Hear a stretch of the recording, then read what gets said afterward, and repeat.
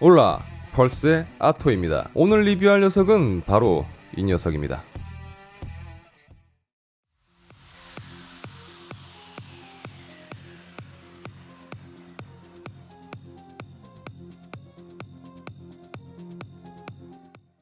앞서 업로드했던 영상에 보여주신 관심에 정말 감사드립니다. 영상에 달아주신 댓글들 하나하나 놓치지 않고 확인하고 있습니다. 그러던 중에 배틀그라운드를 풀업으로 하려면 어떤 그래픽카드를 써야 하는지, 이 정도 사양이면 풀업이 가능한지 등등에 대한 댓글들이 눈에 띄었습니다. 그래서 준비했습니다. 다들 아시다시피 GTX 1080이나 1080 Ti 정도면 당연히 풀업이 가능하겠지만 가성비가 좋다고는 할 수 없고 기본적으로 가격대가 너무 부담스럽습니다. 그래서 중급 이상의 모델들 중에서 풀업이 가능할 거라고 생각되는 모델들을 추려봤습니다. 그래서 두 장을 준비했고요. 구입하는데 100만원 정도가 들어가네요. 그래픽 카드값 너무 많이 올랐습니다. 오늘 리뷰할 녀석은 이 두 녀석입니다. 바로 AMD의 라데온 RX 570 4GB 모델과 엔비디아의 GTX 1060 6GB 모델입니다. 우선 보시는 모델은 MSI RX 570 게이밍 X D4 4GB 트윈 플러저 6 모델입니다. 기존의 냉각팬 대비 더 많은 풍압을 내고 낮은 소음을 내는 모델입니다. 60도 이하에서는 무소음 모드로 작동을 하고 60도 이상을 넘어갈 경우 팬이 작동합니다. RGB가 적용되었고 백플레이트는 아쉽지만 없는 모델입니다. 전원은 8핀 전원 단자 1개를 사용하네요. 가격은 현재 최저가 기준으로 53만 9천원이나 합니다. 다음 모델은 조텍의 GTX 1060 D5 6GB 백플레이트가 적용된 모델입니다. 트윈 블레이드 냉각팬이 달려있고요. 이 모델 역시 무소음 모드가 지원됩니다. RGB는 아쉽지만 빠져있습니다. 하지만 백플레이트가 적용되어 있고요. 전원은 6핀 전원 단자 하나를 사용합니다. 가격은 현재 최저가 기준으로 46만 5천원입니다. 기본 재원만 놓고 보면 GTX 1060 모델이 RX 570보다 기본 재원 사양이 높으면서 가격도 상대적으로 저렴하기 때문에 훨씬 메리트가 있어 보입니다. 하지만 이 영상의 주제는 배틀그라운드를 풀업으로 할 수 있느냐 없느냐를 다루는 게 주제이기 때문에 그 부분에 초점을 맞추어서 어떻게 진행되는지 보도록 하겠습니다. 혹시라도 그래픽카드 구입에 참고가 될 수 있다고 생각되어서 각 그래픽카드별 자세한 리뷰는 따로 제작해서 올리도록 하겠습니다. 자, 테스트를 위한 시스템의 나머지 구성사항은 이렇습니다. 다른 부품에 대한 영향을 최대한 적게 받기 위해서 기본 세팅을 했는데 제 송출용 PC를 기본 세팅사항으로 놓고 테스트를 진행했습니다. CPU는 i7-4930K가 달려있고요. 메인보드는 ASUS P9X79 WS 모델입니다. 램은 32GB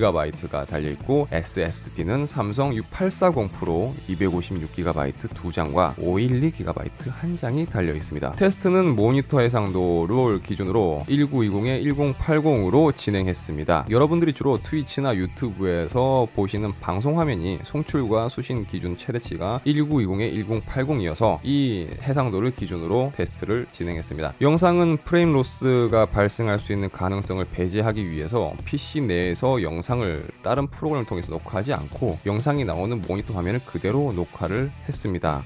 이런 부분으로 인해서 화질이 조금 떨어질 수 있는 부분은 양해 부탁드리겠습니다. 프레임 체크는 프랩스를 사용했고 우측 상단에 노란색으로 프레임이 표시되는 걸 보실 수 있으실 겁니다. 자, 비교하시기 편하도록 영상을 함께 놓고 비교를 할 건데요. 좌측은 GTX 1060, 우측은 RX 570입니다. 로비 화면에서의 평균 프레임은 풀옵션 울트라 기준으로 봤을 때 40대 40으로 큰 차이가 없습니다. 게임 내 대기 중의 프레임을 보시자면 60대 50 정도, 그 다음에 낙하시 평균 프레임은 55에서 50 정도, 게임 내에서의 평균 프레임은 60대 50 정도로 볼 수 있을 것 같습니다. 여기서 제가 말씀드리는 평균 프레임은 워낙 프레임 드랍률이 좀 심합니다. 이게 프레임 등락폭이 심해서 그 부분에서의 평균 값을 이 정도가 되지 않을까라는 걸 말씀드린 겁니다. 여러분들이 보시는 것과 제가 말씀드리는 게 조금 차이일 수 있는데 평균적으로 제가 말씀드린 평균 프레임에서 많은 차이가 난다 하더라도 오차범위 한 5, 6프레임 정도 선에서 생각하시면 될 것 같습니다. 자, 옵션을 높음으로 한 단계 낮추시게 된다면 평균적으로 10프레임 이상은 상승하는 거를 보실 수 있을 겁니다. 간단하게 정리해보자면 RX 570과 GTX 1060 모두 풀업으로 플레이를 하실 수는 있습니다. 다만 60프레임을 충분히 보장해주지는 못합니다. 상황마다 프레임 등락폭이 적지 않은 걸 지금 화면상에서도 보실 수 있는데요. 실제로 플레이를 해본 결과 보니까 플레이는 할 수 있었습니다만 자연스러운 느낌이나 교전 시의 프레임 로스로 인해서